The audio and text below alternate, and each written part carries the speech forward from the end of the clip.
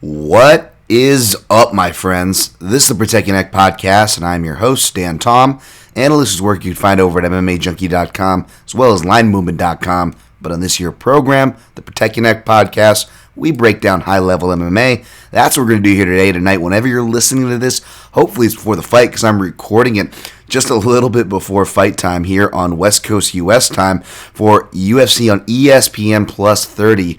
Benavidez versus Figueiredo, or Figueiredo versus Benavidez, I should say, too, going down in Abu Dhabi on Saturday. So we're going to be really quick and expedited as possible on this. So as per usual, folks, check the timestamps for when the recap of the previous show, which we're going to recap just really quickly, UFC on ESPN 13, when that stops, and when this breakdown, UFC on ESPN Plus 30 starts, will be timestamped as per usual. And again, as per the usual, you can always skip to the very end of the episode where I recap my picks and plays. No harm, no foul. Do not blame me for not wanting to listen to moi. So without further ado, just want to thank you guys for being here. Remind you really quickly to like this if it's the YouTube version. By the way, help me out with the subscriptions there, folks, for the YouTube channel. Would mean the world. Daniel Tom MMA for the search, as well as Apple Podcasts. I saw some more 5-star ratings roll in, so thank you for that. Feel free to give 5 stars or a review. It really helps. I'm going to try to get this on the rest of the platforms. Of course, show is hosted at mixedmartialanalyst.com, where you can find smartphone-friendly players for this show, as well as in the toggle bar to the right. It should be in peer view on all the pages. You got Amazon links, Onnit links, as well as a PayPal donation if you're feeling so generous for the free content. Pride myself on trying to keep this podcast and all my content free, as well as linemovement.com, where you can find a free play sheet if you don't want to listen to me at all. You just want to see some plays. Some of those plays from today will probably end up on that sheet, which I'm going to punch up right after this, and it'll be a fight day release. Maybe it'll be a day before fight day release as we resume a normal schedule. But yes, we are currently 3 fights within 1 week, 4 in Abu Dhabi within 2. It's a bit of a crazy schedule. Didn't do full tape study. Will disclose fully for those fights as per the normal. For better or worse, mainly for worse. I'm always honest with you guys on that front. But hopefully it'll make for a shorter show. So now with all the notes done, 3 minutes, 30 seconds, at least on my clock. Let's get to some quick results really quickly. For UFC on ESPN 13, headlined by Kelvin Gastelum. Over Dan Dynamite Ige. Dan 50K Ige. Didn't get the 50K, I don't believe. Although I think they could have for the fight of the night, because they ended up giving it to Razak Munir, which we'll get to. Great fight, but yeah, Razak couldn't get it because he missed weight. So they made up for it and gave it the bonus to a third performance bonus. So that's good, at least for that sake. But there also was like those days where didn't they used to just double it up and give it to the opponent? I don't know. Maybe it's just me. But yeah, Kelvin Gastelum defeated Dan Ige by unanimous decision. That was with a chagrin because, of course, my heart was with Ige. I'll always support and cheer for, at the very least, Extreme Couture products under the care of Eric Nixick or Dennis Davis. So these situations, like I said on the podcast, are always tough for me. But that being said, like I told you guys, for better or worse, even if it's not a popular opinion amongst the masses or the people I care about, more importantly, I'm still going to give you that opinion for whatever that's worth. But yeah, I thought Dan's durability and underrated skills, which I would argue he showed, came through. Had some things, just couldn't build off it, hurting Cater's nose. And getting the second round on my card, if you could want to be generous, could have gave him the third. I know I accidentally tweeted 29-29, but nobody gave me crap on that for some reason. I think they could tell what I meant. But yeah, I had the 49-46 record outcome. Next fight, I actually didn't agree with the scorecards, even though my biases wanted Tim Elliott to win and was happy that he defeated Ryan Benoit by unanimous decision, 29-28 across the board. Came down to the second round. They might have rewarded that guillotine cradle series. It was nice. It was a nice, poignant spot. However, the leg lock was also very close. Almost got the old verbal tap, which we saw take place in the grappling world recently, or be reminded us of that. By the way, shout out to the Verbal Tap podcast. Those guys were awesome. Had me on like a few weeks or something ago. But yeah, I actually scored it for Benoit, man. He was fighting the best he ever has. He finally was starting, like the criticisms I was saying about not defending takedowns or not putting together the jiu-jitsu and transferring through the phases. He actually was doing that. But unfortunately, like normal, he doesn't have the gas tank or the pace. And that really costed him. Even when he had like Tim Elliott clearly hurt with the fingers, he couldn't capitalize, He had like a one-handed Tim Elliott out there. And these goofy guys like Tim Elliott or like a Kevin Holland, it's like they have to get hurt for them to start like fighting with some type of process. And as soon as Elliott's hurt, all of a sudden he's throwing jabs and like you're fighting like smart. It's crazy how that works, right? And then I couldn't see who the judges were, but all the judges went against Benoit, which is kind of ironic because not only is Benoit in split decisions, whether he should win them or lose them, like a point I didn't bring up, and which is another reason why I was confident Elliott if it went to the scorecards, albeit me scoring it for Benoit here, was that if you look at like the whatever judge gave him the fight, Benoit, in previous split decisions, it was always the worst / least known judge, which is never a good sign, right? Like even some known judges will give some weird scorecards, like Sal Diamato's a guy who gets called out a lot. I think he's still like of that mid to late mindset as well, as like he ridiculously weighs takedowns even if there's no score there. Whereas like a guy who doesn't get mentioned a lot, Chris Lee, man, he seems like I can't recall a scorecard that I've been on like what the fuck, questionable scorecard, Chris Lee, like no, like, and Chris Lee like never scores it for Ryan Benoit. Which if Chris Lee was out there in Abu Dhabi, maybe that was the case for this one because none of the judges scored it for Benoit. So yeah, I'll take the win, but I can't feel great about it. Jimmy Rivera defeated Cody Stamann. I like Cody Stamann, man. Like I said, rooting for him with his personal situation to, working with guys that obviously I love, like Eric Miksic.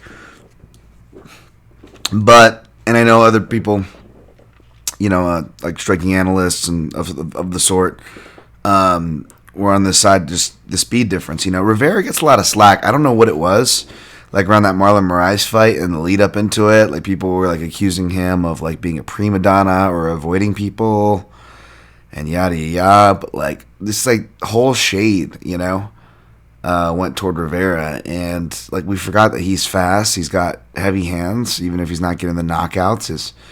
It's felt. You could tell the opponents, respect it to a certain extent or have to. Even though no one, at least I'm not denying, you guys know I'm a Peter Yan fan, obviously, but like, I'm not denying Peter Yan won, but I do think I am of those who think that, yeah, Jimmy Rivera did really well in that fight, in those rounds, until he wasn't, which, so I'm not going to die on that hill, but yeah, it's just my honest opinion. And sure enough, Rivera comes out. And by the way, I love wrestling Cody Stamann, and it sucks that Cody Stamann does his hardest wrestling in fights that he loses. So like, just like you forgot about it with the Aljamain Sterling fight because he gets his knee ripped apart, or this fight because it just seemed like at least most people that knew what they were watching, kind of knew where this fight was going,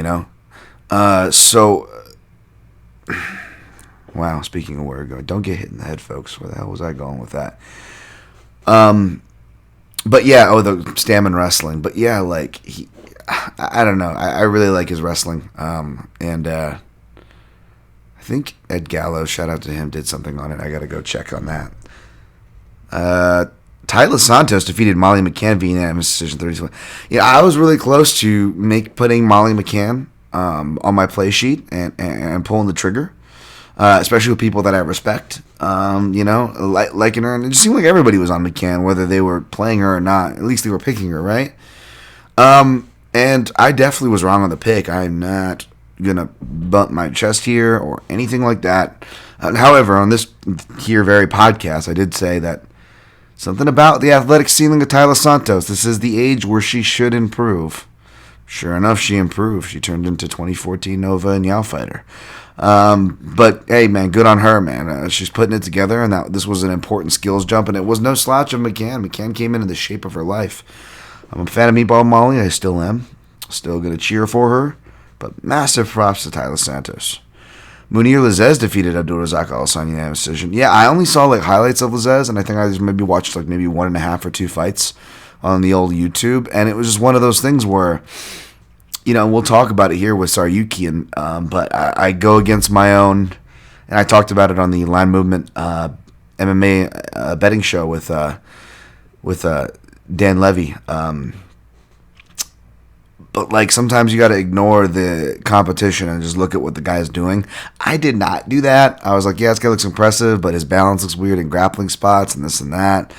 But Abdulrazak is not a grappler. I mean, he remembers to do takedowns after his corner will yell at him after a round, but by that point he's super gassed. And again, I'm not sure how much Newaza was in Judo Thunder's game, being that he was more of the modern practitioner competition and I'm not a judo expert, but a lot of quick attacks, not a lot of time for nuanced ground play. Obviously, should be working on it, being that he's been in MMA. He still hasn't been able to show what stuff he himself has hinted at, and it just. I'll be honest. I think I did it for fun parlay, and I threw him in there, so it was no big hurt. I still came out winning this card, but yeah, it was total flashbacks of the Omari Akhmedov Adurka fight, right?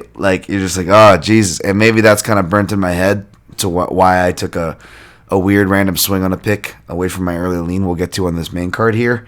But yeah, I was reminded of, durable dudes who can take it. And again, it was really hard to know that Munir was going to be able to take it from a guy who's got freakish power like Abdulrazak. But yeah, that's always the scare. You see inflated numbers of those knockout one round guys where it gets dicey after one round. Kazmat Chimaev defeated John Phillips, submission Darce round 2. Scored a 10-7 in round 1. I can't hate. I mean, I was more of a 10-8 there, but he wasn't making him do a barrel roll like Frankie Edgar, Gray Maynard 2, UFC 125. But Chimaev, again, not trying to bump my chest or whatever. He was a -300 favorite. But on this here very podcast, again, folks, what I talk about specifically is. Chimaev may not have faced, and again, I didn't listen to my own advice within the same card here. Actually, I didn't even have to reach for the next card. But Chimaev, like I said on this podcast, didn't have to face a legit depth of competition to see that, this guy knows what to do, particularly when given the turtle position. How he hits all those check boxes, and we saw it in spades. I know John Phillips, obviously, not a great grappler or a sample size, but you look at what Chimaev's able to do with that frame and how that frame works at middleweight and what it's going to do at welterweight, his normal weight class. I'm very excited. I'm already fantasy matchmaking. LaRon Murphy keeps the quiet streak alive of return fighters to Abu Dhabi winning, which was a theory I came into this with, not necessarily with LaRon Murphy because I didn't pick him. I picked Ricardo Ramos, who lost to TKO, strikes round 1. And wow, man, survived bad spots, showed excellent scrambling, and grappled right into him. What Paul Felder, it was like Paul Felder do Bronx, man. So props to LaRon Murphy, dude. Guy gets shot in the neck and spits out bullets. Big fan of his. Again, I picked Ramos, not trying to bump my chest, but I'm glad I respected LaRon Murphy despite picking against him and stayed away from that one.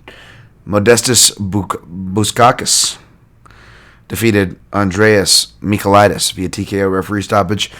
I don't know. This is one of the many things people keep breaking down that, I really don't think that was that big of a deal.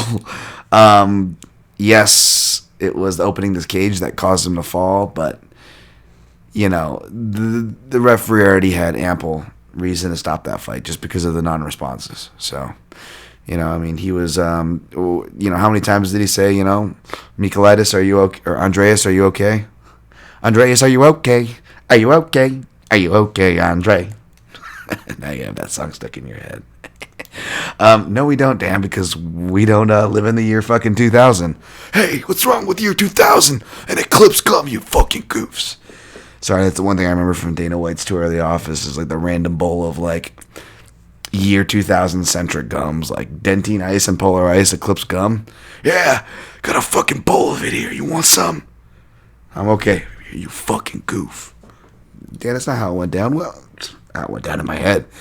There was the gum there, though. Anyways, yeah, me and my dated fucking references. The point is, I'm a hypocrite, and I am no better. But yeah, I have no issue with that. Jared Gordon defeated Chris Fishy. Jared was being hard on himself, saying it was a sloppy fight, but for everything he went through, like, just so happy for Jared Gordon. It was really fucked up, and I almost feel fucked up saying it now, but like, I was going to say this on last week's podcast, and I forgot to. But I was like, yeah, I picked Jared Gordon. I'm a big fan. Yada yada. Did my normal spiel. But I was like, oh Jesus, it's so dangerous picking him because you never know what's going on with Jared Gordon. Like, did he, early days, like, did he have a drug overdose? Did he have a relapse? Did he get into a street fight and like almost lose a finger? Like that happened that one time. Did he come in on a bad this or a bad, like there's always these like ridiculously crazy stories and stuff. Like every time, like this guy's got to go through hell. Like he's got, anytime I think about my bad luck, I just think about people like Jared Gordon who have had way worse bad luck and have persevered because they're just badasses in life. But yeah, and then sure enough, what happens, like, fucking he wins, and all of a sudden, like, I got COVID, my team got COVID, my wife got COVID, she miscarried. I'm like, what the like, holy shit. Like, as if what fighters are going through, without the pandemic, like, the plight of a fighter is not sympathetic and hard enough. The pandemic, all that stuff going through, that's not enough, and then he's got to go through that. Like, that is just hearts out, man. Holy shit. Yeah. Fucking one for the good guys, man. Not gonna get into my personal spiel that I tweeted about it, but man, just sometimes it feels like the universe is fucking attacking you from all angles. That's definitely been the case for me. I'm not gonna fucking play the violin. I've definitely don't have it worse than him or others, but again, I just bring that up because I like looking at these fighters that can overcome adversities, and it's very inspiring, man. So props to Gordon. Liana Jojua keeps the trend alive of people returning to Abu Dhabi during this Fight Island stretch, and she beats Diana Belbita. I was dealing with some neighbor drama that I kind of just alluded to, almost getting to a fight of my own. So I missed this, but yeah, from the highlight and what I read, it seemed like Belbita's pressure doing her thing, but she just clenched for no reason, and Jojua took it an armbar her. Brutal one. So that cashed to make us 2 for 1 because Jack Shore defeats Aaron Phillips via submission or a naked choke. Round 2, 229. So, yeah, I had the over. I had the under last week, and I'm like, oh, everybody's fighting slow. The overs are going to go. And then I was like, wait, bantamweight. I know these guys are finishers and familiar with their style. I'm not going to rehash it, but I'm like, bantamweight, entry point, low entry point, 1.5 round of an entry point. Oh, crap. I'll take a shot. And, fuck, man, he couldn't hold on for it. I still got love for Aaron Phillips, but it's like one of those things where, like, and this happens a lot too, and I think this is another reason for overreactions is because a lot of times people will lose a bet on somebody, and that bias will carry over, and I'm going to fade this motherfucker, or whatever it is. We've all done it. But I like to think I'm pretty good about that. I've grown out of that phase for quite some time now. However, like, you could put, like, Aaron Phillips versus, like, fill in the blank, like, terrible ass fighter, and then the odds makers messed up and put Aaron Phillips as a plus 400. Like, I don't think I could just play him out of principle. I'm like, not that I played him here, but I'm just like, just seeing that, like, I cannot. That hurt. You know what hurt too was I almost got in a said fight, and I was like, okay, calm down. Just calm down. You got some food? Just finally eat some food, Dan. Relax, watch some fights. And as I sat down, I was like, oh, hey, your over's about to hit. Because I missed like the whole fight up to this point. Like it was like 239, 238. I'm like, oh, this is definitely going past. And then all of a sudden I look up and I go, oh, this looks like a bad position. I'm like, well, thankfully the over already clapped. I'm like, oh, wait, it didn't. It's only at 31. Wait, why is he tapping already? So it was like the worst way to lose a bet. Like you'd rather just lose your bet straight out, right? But then like with everything else I had going on and was like trying to, not pound someone into the ground previously for threatening my mother and dogs, real class A human being I'm dealing with next door. Likes to pick on handicapped older women and animals. After somehow calming down from that, you sit down and you lose a bet. The worst way possible to start the night. So it was like, oh, this isn't going to go good. But with some luck from the judges, was able to close the Line Movement MMA.com betting sheet at 2-1 and overall 8-3 in picks on that card. 1-1 in props because I did end up taking the over for, like I told you guys on the podcast. So I'm not doing a revisionist history. It's proof for the Ige Cater that hit. So I guess that's why I wrote 1-1 for props. 2-0 in straight plays. Yeah, no parlays. All right, let's get to it. Sorry, as I go here, 21 minutes, not too bad. Let's try to get through this one fast here. So I pull up odds for UFC on ESPN plus 30. Figueiredo Benavidez 2. Had a good conversation with my dude Dan, who's on. I don't know if he's on Figueiredo, but he picked Figueiredo. I'm picking Benavidez, and I still haven't changed as my pick, and I also still haven't changed as far as my play. Even though the plus number keeps growing. I mean, if it gets to plus 200, I got to play it at a principal. According to my man Dan, and shout out to him and Shaq over there at Half the Battle.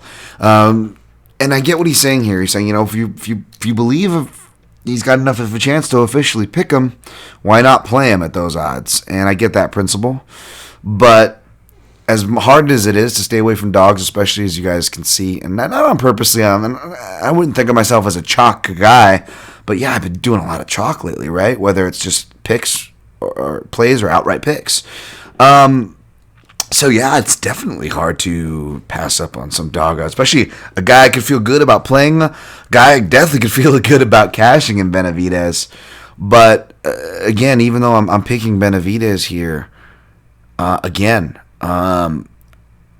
still don't deny that Figueiredo is favored for a reason. I still don't deny that Figueiredo won the first round despite 3 judges giving it to Benavidez, which isn't a travesty.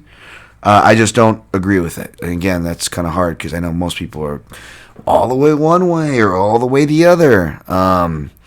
And for whatever reason, it feels like maybe it's just today looking at Twitter, like Benavidez is the bad guy. I know Tommy Told had a tweet kind of on a different point, but I completely agree with him on like fans overreacting to like a Benavidez interview. And then I made the mistake of looking at like a couple comments on like, it was like one of those ESPN like clipped interviews where they only like clip one part of it. And it was where like, he's going to feel like what it's like to wake up with your head hurting from concussions or crying or not knowing this and that. And was kind of like explaining the personal note. And we can talk about how that could be good or bad. It's worked out good in the sense of wins, albeit a close controversial one versus Cejudo, and a clear win against Angel Torres, back in the WEC days. So like, if you want to be alarmed by that in the sense of like, that's not a good sign for Joby, totally cool. And be like, Joby's gonna take another L though. That's totally cool, man. It's your opinion. It's not my style, but I'm not going to hate on that just because it's not my style. But I tweeted something earlier, and it was just along the lines of, because, it was people just going like, oh, he's going to get head trauma again. I hope he likes head trauma because he's going to get more of it. And I'm like, it's that kind of shit that bothered me. And I get that I'm going to be more sensitive to the issue because I live with these things, and I have I only can read a certain amount and watch a certain amount before my vision starts to go every day and I start to get headaches. For years now, since my concussion, I sustained in a training camp for my second amateur fight. Obviously we're all kind of sympathetic to our mothers, and yeah, if your mother, had something happen, whether it was a car accident, something fell on her head, or a brain aneurysm burst, or she strokes out, and now she has had worse head trauma than yourself to the point where you have to take care of her. I've had to learn so fucking much because of my experience and those around me. Not to be fucking cool or sound cool on a podcast. No, I've had to learn about it. And those of us know, with the conscious know, it's we're all hypocrites who watch it. So I'm not even going to pretend. I'm a objectively bad person in a way for making a living, betting, and enjoying what I see, the violence. That being said, though I can admit that, I also am somebody who, even if I like the person who gets the knockout and I bet on that person, what do you see me tweet? And you don't see fucking anybody else pretty much tweet for the most part. I hope that person's okay, because I know these things are permanent, and they signed up for it, and I signed up for it too. I got no fucking regrets despite the things that I have to deal with. I knew that before I did any type of boxing, amateur kickboxing, smokers, exhibitions, amateur MMA fights, any of the things I did, I knew that even in practicing leading up to those things, it takes one wrong shot and the rest of your life is changed. And of course, I figured, invincibility, yada yada. And anyways, this isn't about me. It's about Joe B. And I don't know if he is talking about himself or this camp relevantly, because I know that from knee injuries to that messing with your psyche, he talked to us at MMA Junkie Radio, really opening up, being vulnerable, which most immature people who have not competed on a real level or experienced real character building things in life by providing themselves with the proper challenges, will make fun of those for being vulnerable, for shedding a tear, for admitting that they have shed tears. I don't. Now, do you have to worry about these things? We'll talk about Jack Hermanson or other guys who have admittedly dealt with performance anxieties. Of course, especially at the same time, I'm not going to tell you that the sky is not blue. We're going to talk about these things objectively and honestly and relevant to the fight and performing on this podcast. I'm not saying you're not allowed to say anything or it makes them fucking, impervious from criticism, but they're the ones out there risking it. So if you are somebody who has a bad taste, you're going to be mad at Benavidez, a fighter. And as we learn about fighters, you don't want to meet your heroes. Yeah, a lot of them aren't the best people, for sure. I'll be the first one to say it. I've said it on this podcast before. That being said, a lot of them are really good fucking people. And find one that'll tell you Joseph Benavidez isn't. Find one. I'll wait. This is a good fucking dude. One of the few. And one of the few times this good dude wants to get angry at somebody, a cage fighter, at another cage fighter who he gets to fight, a cage fighter who, kind of crushed his dreams before the fight even happens by missing weight, setting that kind of rhythm, deflating the fucking contest. Not that it's an excuse, man. Figueiredo won. But, you know what I'm saying? And then he does win. And not only does he win, but he does it off of the headbutt. And yes, the headbutt was Benavidez' fault. He's done it plenty of times. Before this headbutt stuff became prevalent, who's been saying it since, 2018, that Alex Perez fight or whenever, the Benavidez headbutt thing? I have. I'm one of the few that have. Believe me. It didn't surprise me. I'm not playing the violin for Joseph Benavidez, but you can't deny that it happened. You can't deny that it caused damage, and you can't deny that the knockout happened right after that, which is part and parcel of why we're having this rematch, folks. So if Benavidez, a cage fighter, wants to get mad at a game where head fucking trauma is dealt in spades, and it's already being dealt regardless if he says anything, and he says he wants to return the favor, he's a bad guy now for that? Are you fucking kidding me? Yet, yet these same people are up in the comments, like, fucking making fun of head trauma that they probably can't confirm or deny because, like me, they didn't go click and watch the full interview. But they sure as shit can, tag these fighters to this negative shit. And then the fucking, I don't want to say social justice warriors, that's the wrong thing, snitches, who think they're helping the fighters by tagging them to negative shit that other people say. I'm like, I don't get it. Like, you really think these guys are getting ready to do a cage fight? You think they need to be seeing this negative shit that you or other idiots are saying? Like, how does that help? I'm sorry I'm ranting here on this. I'm going to go through this breakdown really fast. I just wanted to explain that tweet where it comes from because, again, that doesn't mean you can't. I get it. Like, there's CTE jokes. Brendan Schaub will do it on himself. Me and many will do it on Brendan Schaub for the shit that he says. And Brendan Schaub is a fighter, and he was able to pull himself out of the system that works against him. And for that part, I respect him.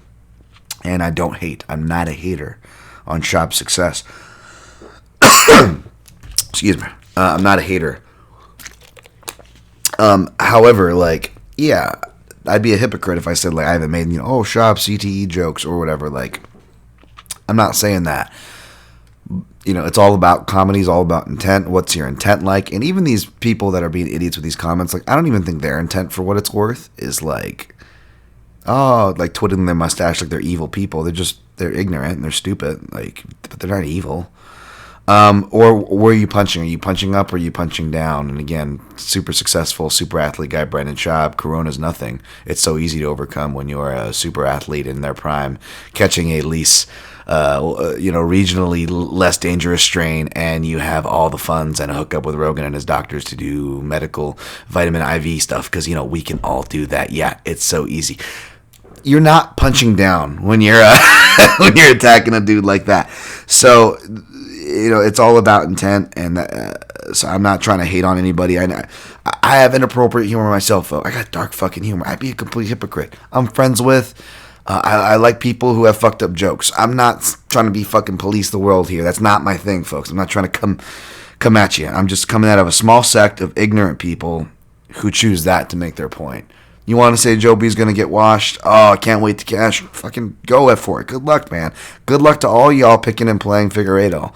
I'm not playing Benavidez here, but he is my pick because the dynamic, which you can go read at MMAJunkie.com to save time. I'm going to kind of skip through here. The dynamic is the same. If Benavidez can survive the shots early, I think he can pull away with his pace and body work. In fact, you could argue that is even more so with Figueiredo having to do the rigorous travel and weight cut to make sure he's on point. Because again, even though he won, I don't blame Joe B for saying he didn't want to win the belt showing up that heavy because, dude, you show up on fight week at 145 to fight at 125. What the fuck? You're going to cut 20 pounds like that? That was ridiculous. And Figueiredo is bigger, and he's going to look bigger, even bigger on fight night, folks. I'm not saying he's not. He's still going to have the power advantage. I'm not saying he's not. But he won't be as big because he had to come in at a whole 10 pounds lighter. And he looks hella sucked in. Now, he made the weight this morning fine. But how does that affect him in the later rounds? How does that affect his ability to take a shot, especially the body and legs? He's shown that he could take and shake off Benavidez's shots like nothing. He landed the harder shots for my money. I'm not arguing with you there. I gave him the first round. I thought he had good momentum going his way. My problem is I'm not sure if he could keep the momentum. And secondly, like I said in the breakdown, it could take just one right hand if Joseph Benavidez shifts or fades to the right side. He did that multiple times, and Figueiredo caught him with multiple shots before the headbutt. And even though, yes, they were the harder, more damaging shot in my opinion, hence me giving it to Figueiredo, the point was, Joseph Benavidez, did he get discouraged or knocked down? No discouraged, no knockdown. He even had the wherewithal to call out his corner who said he won the round, and Joseph Benavidez was like, I don't think so, which is smart. It shows he's not overinflated and resting on his laurels. And it also showed he wasn't discouraged because not only after getting hit after said round, where clearly if you read Joe's body language, he didn't think he won the first round. It didn't matter. Like a true pro, like a true vet, he comes out, gets right back on the clock, and gets right back to work. Headbutt happens. He didn't get dropped from a headbutt like we've seen before. That is true, but it was a damaging headbutt. It busted him open. Took his attention as he shifted right into the power side again. And that right hand, which was a perfect right hand, put Joseph Benavidez down. 2 clean, perfect ground and pound shots to really separate Joe from a clear consciousness. And the fight was over. No problem with it going the way it went. Again, Benavidez has gotten headbutts and won, Alex Perez. It didn't go his way that time. So I'm not fucking crying over spilt milk. I'm not saying you should be sympathetic for it. I'm not even saying that. However, and I'm agreeing, again, Figueiredo won the first one, won the first round. He deserves to be the favorite here. Good luck if you're betting him. But you can also make the argument that we did see Benavidez take the power.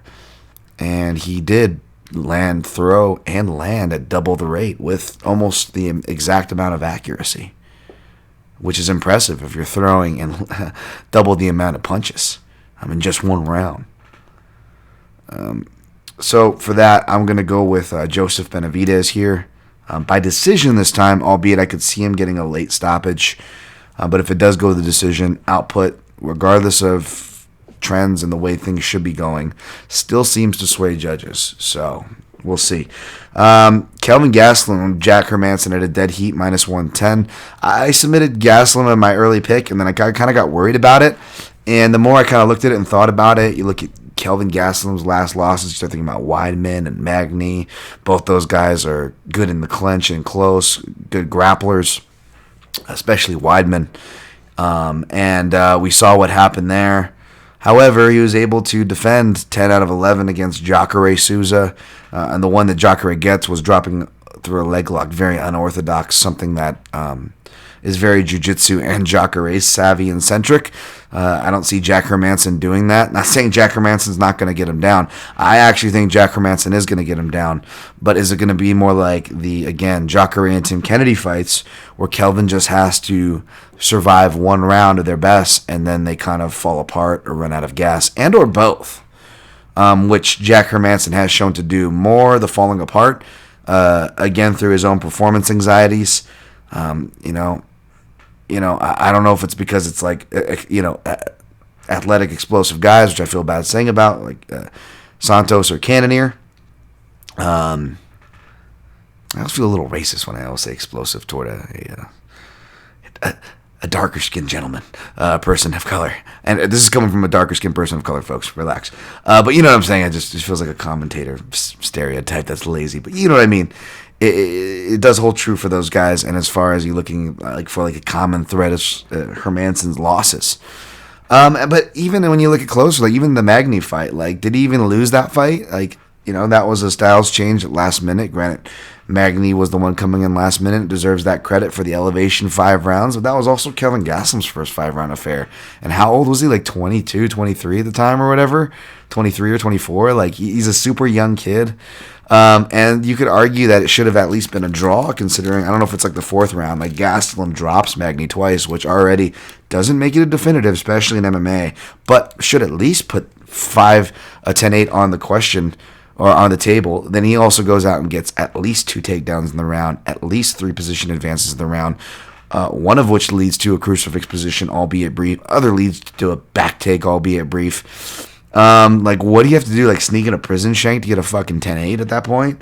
So, I don't know how much we can really condemn Kelvin Gastelum for. He's 28 as well. He should be turning that corner, Jack Hermanson, he's only 32, albeit he looks 40. He's got that, looks older thing going on.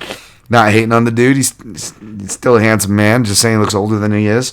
But yeah, Gastelum still has room to improve, which is crazy.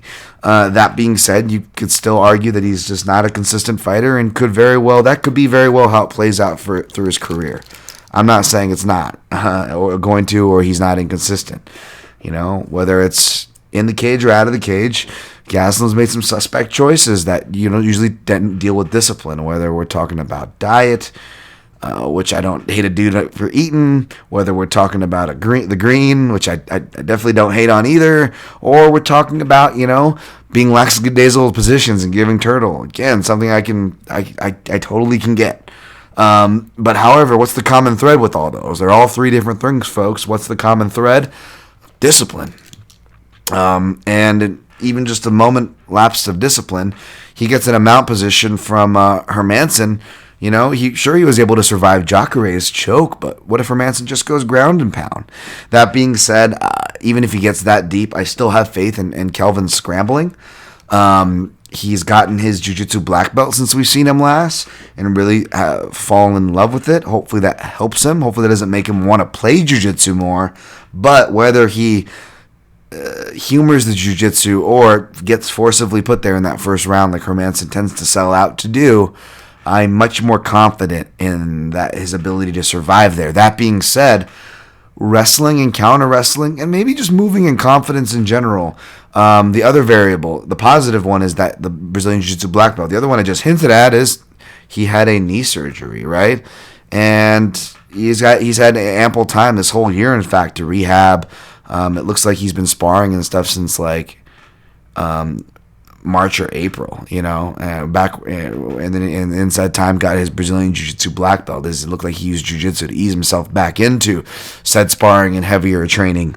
So it looks like he's doing it all the right way. But again, he's ultimately fighting at a division he's undersized for, and I don't want to harp on that because he's proven that his size, his look, you can't sleep on those things. I haven't been one to, but yes, even giving him that, he is still very undersized for the division, and Hermansson may not be an imposing figure or an imposing athlete by looking at him off first glance or off first memory of his fights, but I can assure you from everybody who's seen him in person, he is a big middleweight, and he seems very much stronger than he looks for what it's worth.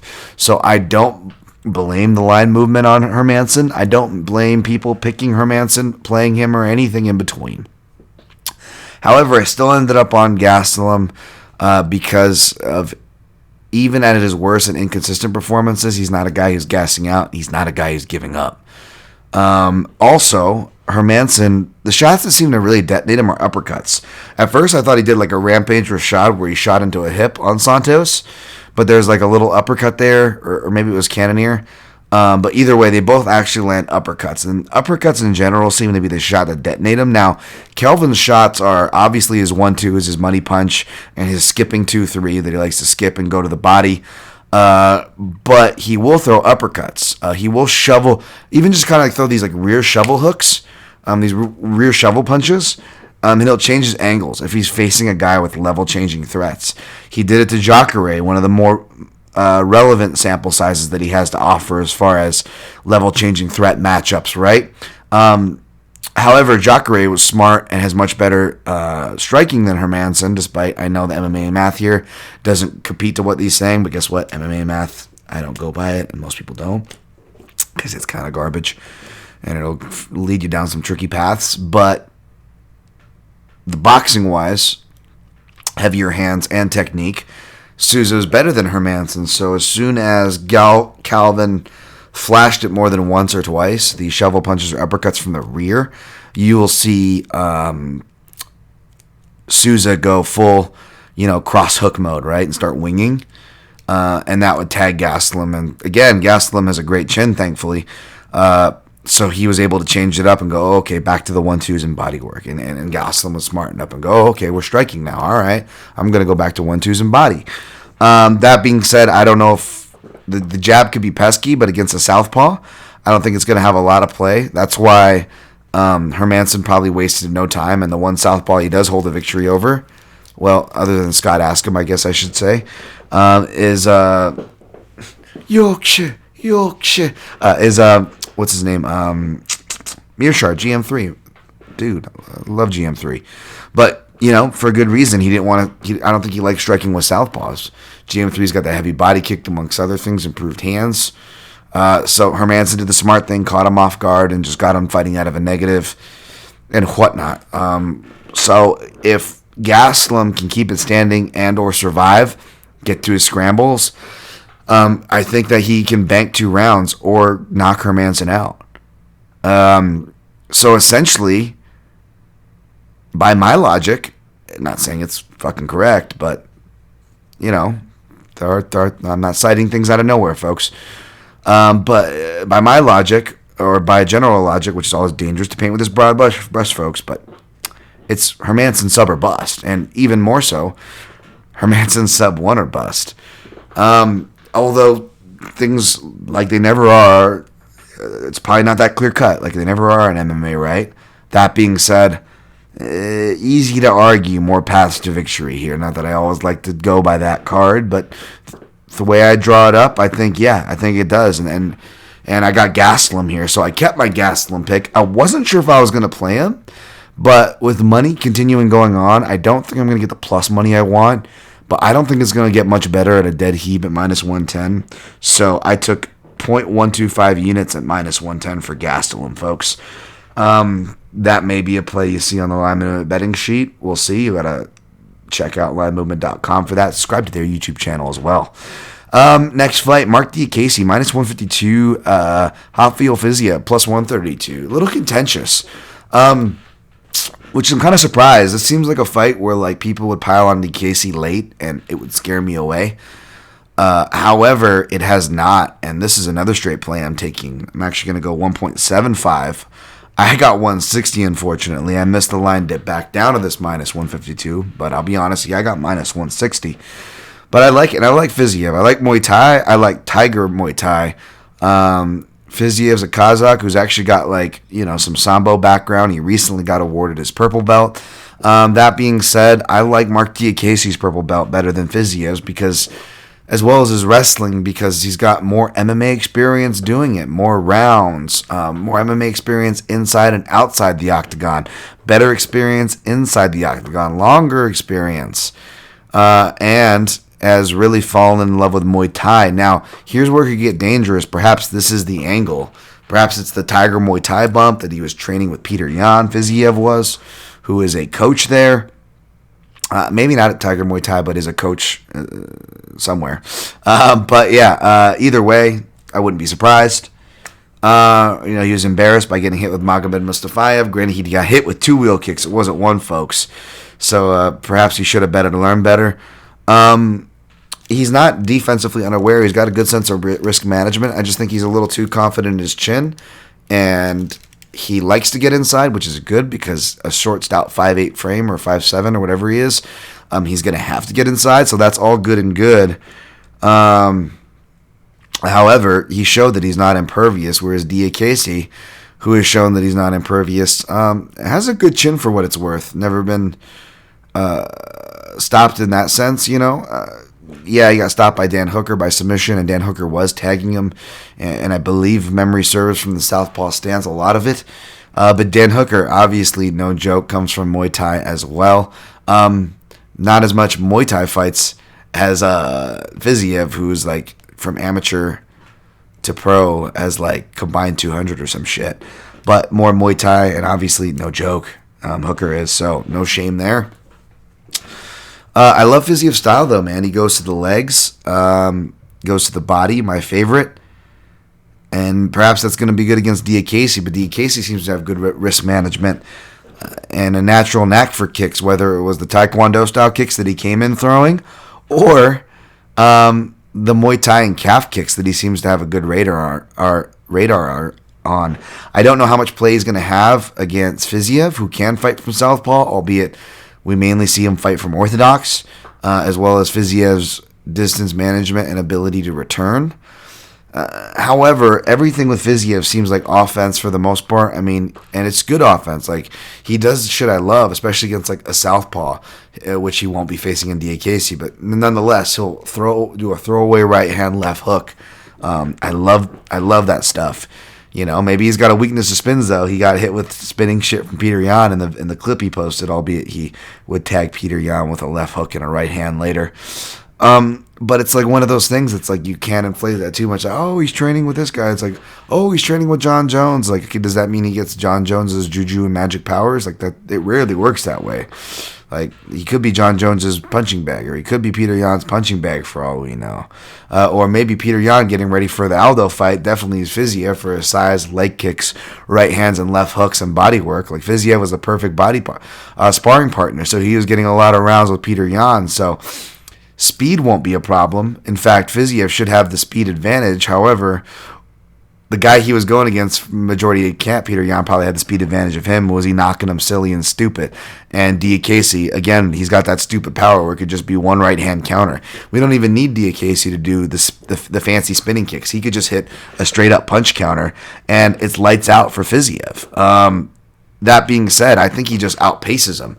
Fiziev, his pace didn't necessarily slow down if you look at the numbers, but there was some truth to what Alex White's corner was saying, that you can make him hesitant. He is getting hesitant when you show him the takedown look. Obviously, Alex White is not one to threaten well, much less execute or do much on the ground. Not trying to hate him. Sling Blade and Alex White. Looks like Southpaw Jake Gyllenhaal. Not trying to hate, as you just, wow, Dan, shit on him by citing 2 movies. But, like, he's not a ground fighter, dude. You know, the dude's a serial killer on the feet, right? But he's not a ground fighter by any stretch. And not that Diakese is, but as far as grinding and taking down, like, he's shown he can do that since he stepped onto the UFC stage. And he even did it against wrestler/scramble fanatic Lando Venata. Both from wrestling from the body lock or catching kicks and taking down. Those are both relevant because, again, we'll see how good Rafael Fiziev's kick counters are as far as leg or calf kicks go, which calf kicks are harder to counter for range, especially if you're already at a loss of range, both reach and height. But if he forces Fiziev into the clinch, which up until the last fight, Fiziev finally showed some of that slick clinch fighting, and, you know, I believe they got the Hickman brothers at Tiger Muay Thai, so you would hope his wrestling is improved. It showed to improve as far as in clinch scenarios, but again, it's Alex White. What's worrisome is, even though it looks like he's moving in the right direction before that fight, all his MMA fights, like, if anybody wants to push him to the clinch, low level, not the biggest guy, whatever, they were able to do that. And even with this advanced, improved version, he's using a lot of overhook, which is good. Whizzer, break grip, hip down, force them to take a single. That's like kind of like, you know, becoming the new meta as far as takedown defense, right? Like, former champions, the reason why we were so high on guys like Robert Whittaker or Max Holloway in the pound for pound sense was because, you know, the quiet things they did in those counter wrestling spaces. More guys are doing it. Fiziev looks like he's being schooled by that, but even when he's successful and at his best in his last fight, he still goes from overhook to Muay Thai clinch and doesn't show exactly the urgency, underhooks, or force against that he's going to need against somebody who really is trying to push meaningful clinch, stalling, or all-out grappling attacks on him. Furthermore, as good as the overhook or Thai Plum is, Thai Plum actually not good at defending, but I mean, you know, it's useful because, you know, if you have a guy like Fiziev who actually knows how to use it, okay, cool. But the problem with both those things is they give way to body locks, right? Unless you're really quick and have a deep grip break or bicep, you know, C-clamp to separate the grip, even your overhook can give way to a body lock if a guy gets in time, right? Or re-wrestles and swims competently, which Diakese shows he can both do competently from a technical level as well as muscle it. Again, both early and later more relevant in his UFC career. That's a hell of a plan B to have in your back pocket. So for a guy who seems like he learned those lessons, that Fiziev, yeah, he learned like a flash knockdown lesson, but I mean, did he really learn the lesson? How many guys are going to wing fucking wheel kicks like Mustafayev? And even within the fight, did he learn the lesson, being that he got hit with the same shot he got knocked out with a couple exchanges prior? Yeah, as much as I want to like Fiziev, I'm interested. Sign me up for any time he fights. I can't pick him here. And at this price, if it's going to stay and be contentious, I'm not seeing something you guys are. I'm going to play Diakese. 1.75 units at minus 160. All right, let's speed this up. Lipsky minus 117. Luana Carolina.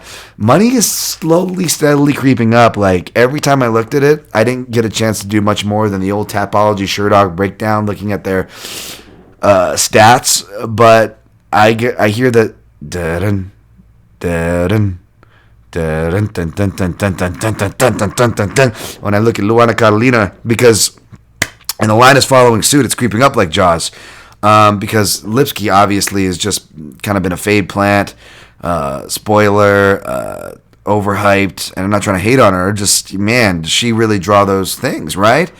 And so I get not being faithful in it. However, she just has way more experience, win or lose. I'm gonna think more access to training pre and during, before and during this pandemic era, right? And her accolades, she still has more grappling and stand-up competition and higher accolades than Luana Carolina, who just pretty much has a blue belt in Brazilian Jiu-Jitsu and blue belt in Muay Thai, or their equivalent, whatever that's worth to you. I didn't go back and watch the Priscilla Cachoeira fight, but I'm pretty sure I remember that being just some of the, I don't want to be disrespectful, especially to the ladies, but like some of the ugliest MMA I've seen in some time. Not even in the UFC, just really ugly MMA from what I remember. So I'll take Lipski, but that's all I got here, folks. I got nothing. I wouldn't even take overs here. This one's on the avoid list. Alexandre Pantoja minus 190. Askar Askarov plus 165. Yeah, I think the line's about right. Although I saw minus 190 and I felt a little bit better than the minus 200 on pulling the trigger on Pantoja. I'm not a parlay guy, but I always warn you guys properly, but I'm going to take a two-person shot. One of it's Pantoja. I'm essentially backing fighters that I really like, really good grapplers that I really like, and they're also guys that are in matchups where unless they get clubbed and stopped or clubbed and subbed, that they're pretty much going to be dictating and putting out more offense and dictating the offense more often than not as well. So for that reason, and then not too high, not too low, I took Pantoja here. I took Moreno against Askarov, and I was amongst who scored 30-27, although 29-27 and 29-28 also very acceptable for Moreno.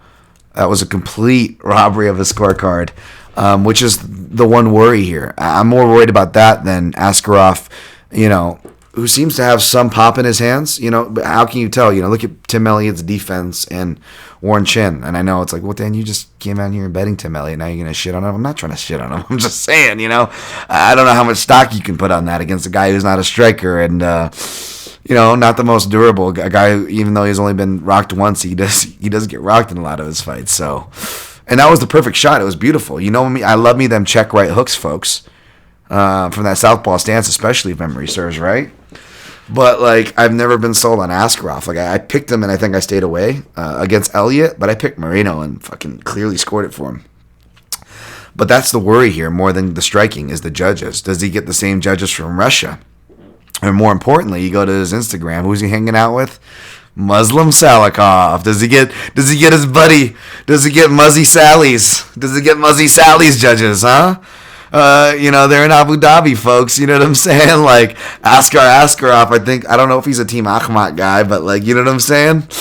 Ooh, lots of money, lots of connections going on over there, and it makes me worry. So gotta be careful. So that's the worry there. Otherwise, I think Pantoja takes this. Like I told my co-host Dan over there at Line Movement that I might like Pantoja, but here's the worry. He's been doing this for a decade. Dude, the bottom's going to drop out. Obviously, Figueiredo's a power hitter, so of course he was going to get rocked in that fight. But even in his last fight, he got fucking stunned and almost like Elliot Askarov before getting the TKO himself on Matt Schnell. So something to watch out for. But for minus 190, I'll take a shot, especially for who, and I'm only tying him to one person and who that person is. Also on the avoid list, although easy Derek Love, you could look at rounds 2 or 3 for a finish, because I think the odds makers are going to be keen to any live betting for Roman Dolidze. I probably mispronounced his name at minus 152 over Kadis Ibragimov over plus 132, who now I just Can't think about, I think it was my dude over there, Connor Rebus, just ragging on him on Twitter for his yelp that he hit on Ed Herman, that fight, I don't know why I made the redneck dinosaur hunter from Jurassic Park PlayStation 1994 game. Wow, Dan, what a relevant reference that was. But yeah, that's where that sound effect comes from. He broke him off. Who has boxing and sambo accolades, but he just looks like he's trying not to say the R word, folks. He looks like he's special and just kind of goes in there and wings till he gasses, and he's either going to finish Roman or he's going to gas himself out. Hence why the live betting line should be obvious. So I don't know if there's going to be opportunities there. So I say you just sprinkle on Roman in round 2 or round 3, and you'll probably make back what you spend. But it should be on the avoid list. Grant Dawson minus 230, Nad Nirmani plus 190. Probably a smart parlay piece who I should be tying it to. He kind of fits the description, what I said. I was tying Pantoja to, although not. It just seems like he does what Nirmani does a lot better. I think Nirmani's a black belt in Brazilian Jiu-Jitsu, but he's not listed in his profile, whereas Grant Dawson is a brown belt and just has a smart wrestling style, top control, kind of a high percentage style if he doesn't gas or do anything dumb on the feet. We'll have to see what his ceiling is when he gets higher in the division. You can look to fade him, but otherwise he just seems like a guy who's going to rinse, wash, and repeat. Nad Miramani seems toward more closer to the turning point of that barometer, but still falling upon the same side of guys he should beat. So I don't blame anybody for using him for a parlay piece. I am not really using him for anything. I did not study this fight too closely. So be careful with my words, but I don't disagree for face value off the line. Joe Duffy minus 330. Yoel Alvarez plus 270. This is a dangerous fight for Joe Duffy. I don't blame anybody taking shots to Alvarez. Good luck. I didn't get a chance to study this fight. I'm a big fan of Joe Duffy. Before, talking to him, interviewing him, and meeting him, bigger fan after. So I will be cheering for Duffy, definitely. I will even be picking him here, but I will not be playing him. I will warn anybody putting him in your parlay pieces as the dog here is live. Speaking of brown belts in Brazilian Jiu-Jitsu, Joel Alvarez just got his. And even though Joe Duffy got the Japanese black belt in Jiu-Jitsu, it's a bit different as his Brazilian Jiu-Jitsu brown belt or purple belt. I think he's still at purple. That being said, I think he got some training at TriStar. I don't know what his training situation is either. Hard to say. Joe Duffy's been doing it for a while, man. I mean, Alvarez made his debut 3 years after Joe Duffy submitted Conor McGregor. So Alvarez definitely of the new breed. We'll see. He's in Spain. I don't know if Luke Barnett still bases him out of Spain, but I saw Luke Barnett out there cornering some European fighters. So I got spec for Luke Barnett as well. Another long guy. Can give him some useful stuff if that's the case. But yeah, picks Duffy. It's dog or pass, though. Good luck if you played Alvarez. Montel Jackson minus 215. Brett Johns plus 178. This one's strange, man. I don't disagree with Montel Jackson being the favorite, who I was leaning against when I talked to my co-host there, Dan, at Line Movement MMA, but I still don't disagree with Montel Jackson being the favorite, although I am reluctantly siding with Brett Johns here. I only got to go back. I didn't get to go do a full deep dive, full deep disclosure, but I did go back to watch their last fight or couple fights, depending. And again, it's that dynamic. Perhaps the Al Hassan thing scared me, but when you get these uber prospects, athletes, but the gas tank and all these weird intangibles against a guy who's fucking proven, got the experience, tough as shit, doesn't quit, puts the output, even though the person who can score a knockout or a TKO or is primed to win most of the exchange of standing is clearly Montel Jackson. Brett Johns, trains a lot of Muay Thai as like a brown equivalent to a brown belt ranking for whatever that's worth. I believe even made trips over to the old Thailand. So he's not outclassed there. And Brett Johns, who can wrestle, even got credit from DC for so. You get that pat on the rub on the back for your wrestling. But Brett Johns is actually a judo guy. He's a black belt in judo. He's also a black belt in Brazilian Jiu-Jitsu, and I believe even like Japanese Jiu-Jitsu. So Brett Johns can grapple. He can also do opportunistic stuff like leg locks and calf calf slicer shit. I would like to see him do guillotines. That's what I wanted to see on his record. However, there are no guillotines even dating way back to his amateur record, which goes back, I think his pro record even starts a few years before Jackson does, if you want to talk about experience and strength of schedule. Unfortunately, no guillotines. And I mention that because Montel Jackson, man, it seems like when he gets tired, he'll give that guillotine and look for those front headlock, or he'll give way to those things. He did it not even just in the third round against Felipe Colares, a guy he was dominating. I mean, you go look at those stats; it doesn't even look like a fight. Felipe Colares is only credited with 7 significant strikes, folks. That being said, even after landing this crazy flurry, Montel Jackson comes out looking a little more tired than I remember. I remember him coasting. I don't remember him being so tired. And he is giving the takedown so hard because he's trying to play his poker face. So this could be, 60-40 of my speculation how actually tired he showed or was, perhaps. But to me, he looked more tired than he needed to be on, which is why he really probably wanted to get the takedown so badly. But it was one of those things that fatigue will make you make poor decisions, and he did it at the excuse of giving his neck. And thankfully for him, his arm was at such a bad angle that he was giving arm-in guillotines, and arm-in guillotines are hard to finish. The rule of thumb is the choking arm. If you put your left or your right arm up and imagine you're being choked, that choking arm has to be pretty much horizontal from your armpit to across your neck. The arm that's wrapping in from your neck side, right? In other words, that's got to be almost like a crowbar, like a crossbar. It's got to be almost vertical across.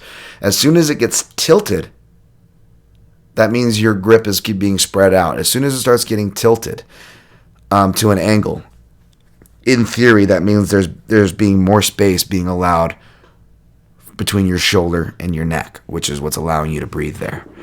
And if you look at both those arm-in guillotine attempts, the arm positioning that I mentioned was already broken, thankfully for Montel Jackson's sake. However, not only did he give those guillotines, he made them worse and didn't correct it both times by getting off to his side. I think he thought he was safe. And I get wanting to get as far away from the guillotine side. That textbook is correct. However, that's correct when you're on top. You got to get back up and square and get back on balance. If you're off balance, you're more likely to be submitted no matter what the submission is, in theory. And if you're off balance and on your side, you're more prone to have the other guy get on top of you in a scramble. Furthermore, what has been a trend as far as finishing high-level arm-in guillotines, I said they've been harder to finish in MMA. Not just in MMA, even in high-level grappling, arm-in guillotines have been harder. And I haven't been following the trends, admittedly, in the past couple years, but around 2013 to 2015 or so, I definitely recall seeing more people in MMA and out of MMA going to their side hip because you can gain extra leverage there, right? Oh, he's got him too close to the cage, he can't flex back, or he's got him flat down, like I said, so he's on balance and he's got the guy flat, so he can't flex into the choke, even though you shouldn't be flexing away anyways, you should be crunching into a choke. The point is, when you get to your side, it allows you the room to flex either which way. So even though he got away with it, Montel Jackson put himself layered not just once but twice, and not just twice but 2 different layers within those 2 different examples throughout the fight. He put himself in bad position. And Colares got a black belt in Brazilian Jiu-Jitsu, but he is not as good of a Jiu-Jitsu practitioner as Johns, much less any of the phases, much less putting those phases together. I'm going to reluctantly pick Johns because I think it's going to come down to the second round. It's not just can Johns turn things around in the second round and force Montel Jackson to work, but Montel Jackson from that long southpaw stance, especially, again, this is where he's going to be getting better, folks. He's only 28 years old. However, how's that weight cut going to be? This guy seems like he's destined for 45 pounds. I mean, he's got the hand size of Francis Ngannou. He's got light heavyweight reach. 5'10". Looks like he's almost 5'11". how much does he have at this weight class, but even forgetting that, yeah, he's got the striking advantage, and I could see him, even though Brett Johns has never been stopped, I could see him getting a knockdown or beating up Brett Johns really bad and maybe getting a borderline 10-8. We saw a guy give a 10-7, you know what I'm saying? So it's not just that Brett Johns is going to have to turn things around by at least the halfway point of the second round, which I'm confident enough he can do in the sense to pick him, although I'm not playing him and I'm not telling you to play him. Or I'm not playing him by money line, and I'm not telling you to play him. Pause or hold on that. But so not only is he going to have to turn things around midway through the point of the second round, but he's also going to have to not get 10-8'd, because then he's fighting for a draw at best, and it gets real dicey, right? That being said, if you are looking to play Johns, or if you don't have a pick and you don't care, but you're looking to have some degenerate action, or you're not picking Johns, you're picking Jackson, but you're not playing and want to play it, or you're picking Jackson and you're a hedge guy, which I'm not a hedge guy, but I think round 3 inside the distance, when he's tired, getting him with something, whether it's, punches from the back mount, although Montel Jackson can just show he can just stand up against Ricky Simon. And that fight he took on short notice, but he didn't take Kolares' fight on short notice, any gas. And now he's training through pandemic era, and there's not a lot on his social media, whereas, Brett Johns training with Jack Shore MMA. Like, Brett Johns looks like he's been getting his training in, folks. So that could be a big deal, too. And Brett Johns, whether he gets his training in or not, even if he's losing first 2 rounds,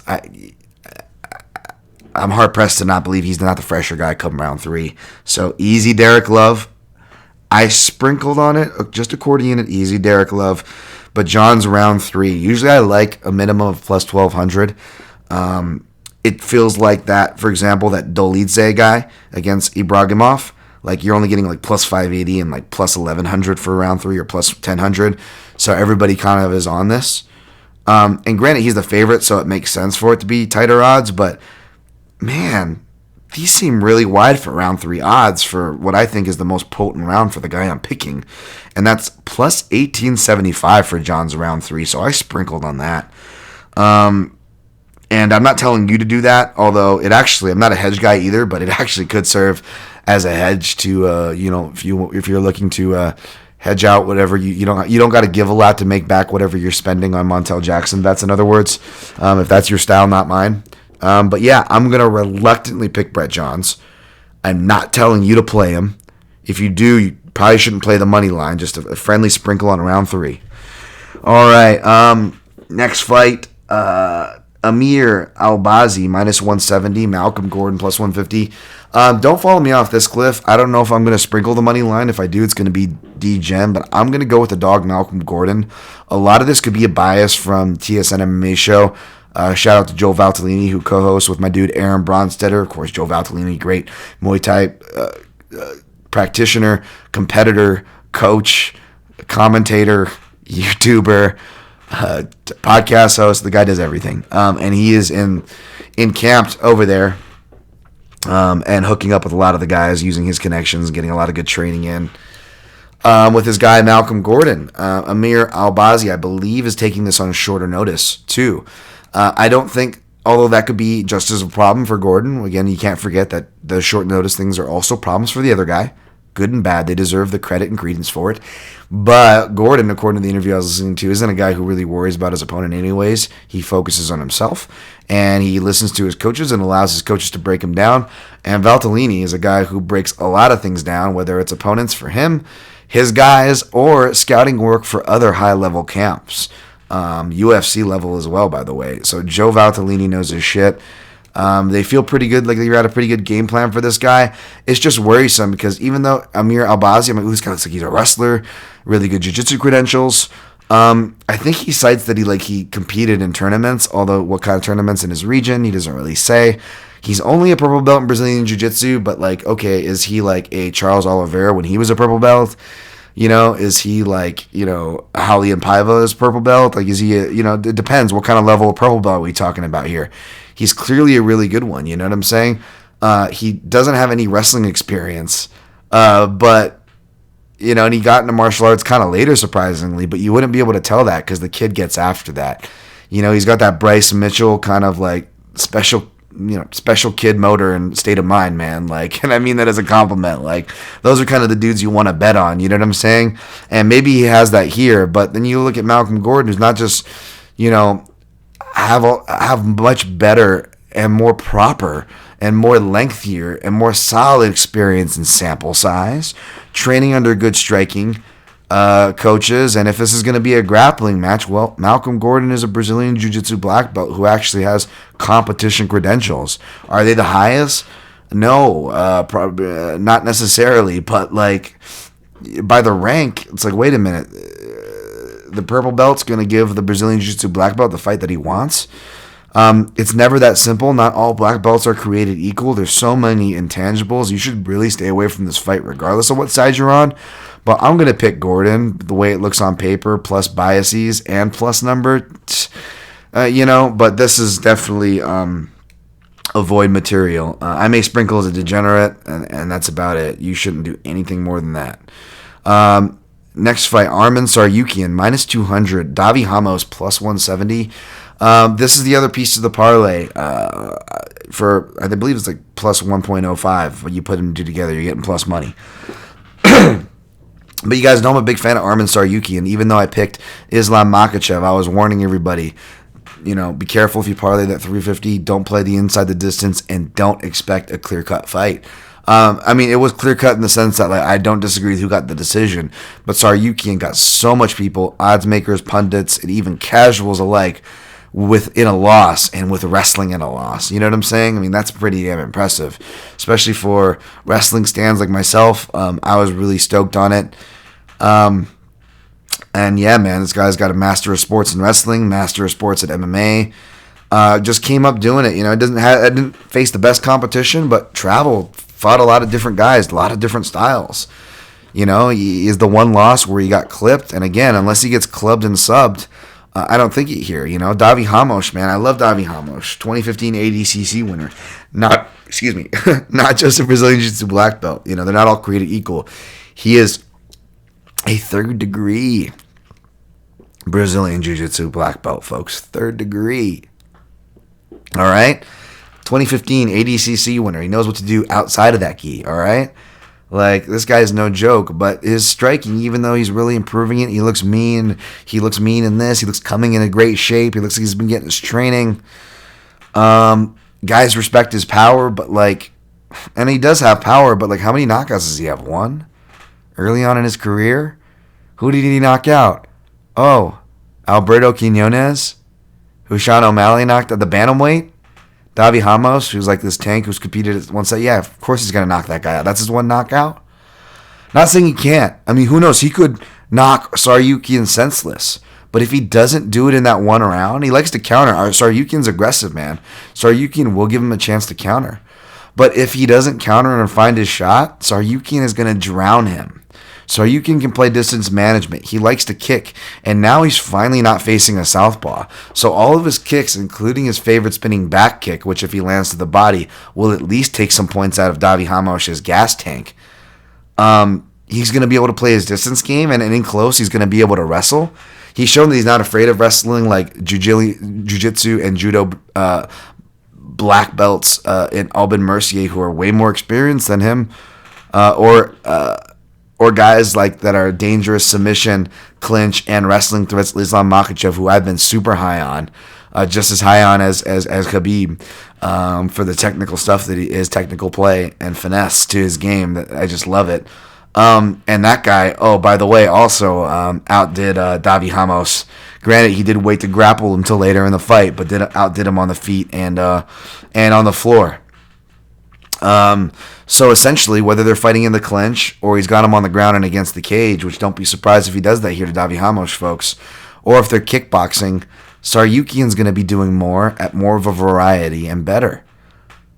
He seems like a really hard guy to get the back on, and Ramos does not seem like he's, unless he's doing a fucking flying triangle in a grappling jiu-jitsu match. He's not really a guy who's going to be working off the bottom very well in MMA with the gloves. especially as the rounds go on. So it'll be your classic scary early, and you'll just see the percentage points in the scale just steadily but surely keep tipping in Sar Yuqian's favor for as long as the fight goes on. And who knows, maybe Sar Yuqian gets a finish in round 3 late over a gassed Ramos, who shows he's even gassed in fights that he's winning, like against Austin Hubbard. The pace that Armand's going to put. Armand's going to make some risks for that pace, but it's going to pay. It's going to pay off. And if it doesn't, man, I'll be the first to, you know me, no spilt milk here. Shouts to Ramos and admits it when I'm wrong, but yeah, that's my read. Next fight, definitely on the avoid list. Ice fisherman extraordinaire Sergei Spivak, minus 175. Carlos Felipe, who plus 155. I was reading his profile and it was like, I got into, like, at first I didn't even realize what weight class he was in. I was just like kind of skimming through profiles, and I'm reading and I'm like, I got into MMA to fight morbid obesity. I'm like, oh wow, this guy like do a Dan Hooker and get down to featherweight? What was he fighting at? Heavyweight. I'm like, Jesus, how big was this guy that he got all the way down to heavyweight? Not shitting on that, folks. I'm not shitting on his accomplishments. I'm fucking proud of anybody that's on that weight loss journey. More power to you. Just, I wasn't expecting to be that was the weight that he dropped down to. But hey, that is a weight class. Good for you, sir. Yeah, I got nothing on this fight. I'll pick Spivak, I guess. I got nothing. It's on the avoid list for good reason. All right. Longer than I wanted to go, folks. Jesus Christ, 121. Recapping from top to bottom. I am taking Joseph Benavidez over Davison Figueiredo. Although not playing Benavidez. Figueiredo deserved favorite. Unless it gets super high. It gets plus 200. Maybe I'll play him. Taking KG Kelvin Gastelum over Jack Hermanson. Taking Mark Diakese over Rafael Fiziev. Taking Ariana Lipski over Luana Carlin, taking Alexandre Pantoja over Askar Askarov, taking Roman Dolidze over Kadis Ibragimov, taking Grant Dawson over Nad Niramani, taking Joe Duffy over Joel Alvarez, who is a live dog, taking Brett Johns over Montel Jackson, albeit reluctantly, taking Malcolm Gordon over Amir Albazi, albeit reluctantly, taking Armand Sar Yuqian over Davi Ramos, and I guess I'm taking Sergei Spivak over Carlos Felipe. Parlay Pantoja and Armand for plus 1.05 at 1 unit. Took Casey minus 160, although he's at a better place at the time of this recording. It took him 1.75 units, taking Kelvin Gastelum minus 110 for 1.25. John's question mark, didn't play him by money line, not recommending you do, although maybe I will jump on that too if it gets high enough. Malcolm question mark, if I do, it'll be a degenerate sprinkle. I don't recommend you do. You should probably avoid that fight. Props, Dolidze round 2 or round 3 are worth a sprinkle in my opinion. And I did take a quarter unit sprinkle on John's round 3, plus 1875. Avoids list, Spivak, Felipe, Lipski, Carolina, Ibragimov, Dolidze, even though I kind of recommended the props there. All right, folks. Sorry it's longer than expected. Hopefully you got to listen to this. Good luck on your picks and plays. I love you all. Be good human beings out there. You can still be funny. You can still, dude, I'm not trying to police anybody. Just don't be a shitbag, whether it's your neighbor or to a fighter. Don't be an asshole, and good luck. And always protect your neck.